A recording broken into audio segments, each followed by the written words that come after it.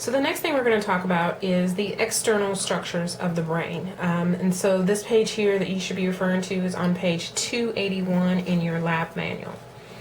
Now when you're looking at the external structures of the brain basically can be divided into several parts. You have the largest portion of the brain, which is called the cerebrum. You have the smaller area that kind of sits posterior, inferior to the cerebrum, and that's the cerebellum. And then you have the brainstem, and the brainstem is made up of the medulla oblongata, the pons, and then there's a small structure inside called the midbrain. Now internally, inside of the brain, in the internal structures, you have another part of the brain which is called the thalamus, and or the diencephalon is probably a better term. And so the diencephalon includes the hypothalamus, the thalamus, the pineal gland, several structures, and we're going to get to that shortly. But as far as the external structures of the brain, you notice that the brain has these hills and valleys. The hills are called gyri, which they've illustrated to you right here. So a gyrus is singular, gyri is plural, and then the grooves represent the sulcus. So if we look at a model of the brain, so this here is a model of the brain, and this brain here has been dissected out so that you can see the different parts of the brain. So I'm just going to go ahead and separate it and turn it over so we can see the different parts of the brain. Okay, so with this this model of the brain, it has a nice color coding, which is nice because it kind of helps to show you where all the different locations of the brain are located. So here's our cerebellum back here.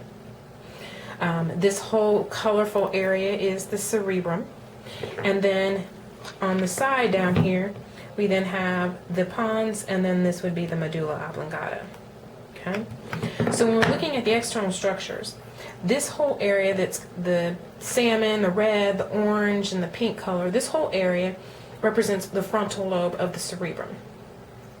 Okay, this area here where we have this blue and the purple, that represents the parietal lobe. The yellow represents your temporal lobe, and then this little tannish color in the back is the occipital lobe. Okay, now the cerebrum is made up into two hemispheres.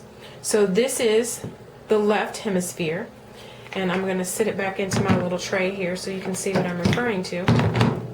And so here is my, I'm going to turn the brain as if it was sitting in your head. This would be my left hemisphere. This is my right hemisphere of the cerebrum. Okay, and so the two halves of the cerebrum are divided by this fissure here, and this fissure is called the longitudinal fissure.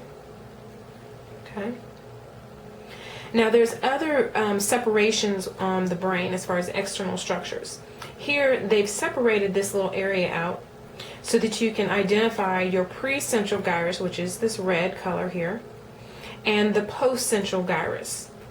Okay, so you have a precentral gyrus, a postcentral gyrus, and then this groove in between represents the central sulcus. Now the precentral gyrus is important because the precentral gyrus is going to contain your primary motor area. So this is your precentral gyrus, the primary motor area. Your postcentral gyrus, which is back here, represents your primary somatosensory cortex. So this is going to be part of your somatic sensations, and this is where you're going to send the information as far as your motor functions are concerned. Now if we take the brain and look at the side view again, we have some additional sulci and fissures. This particular